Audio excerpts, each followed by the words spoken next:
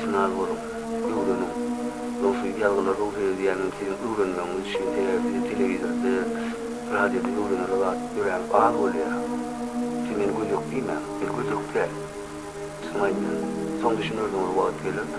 Yönü yok, kara pişiği, karanlıktan gözler buldum diye vurup, bunun elini boş geçip, Kur'an'lar payırım, ölümüne sebep, kâr yâlı değiller, hırslarını işleştiriyorlar diye.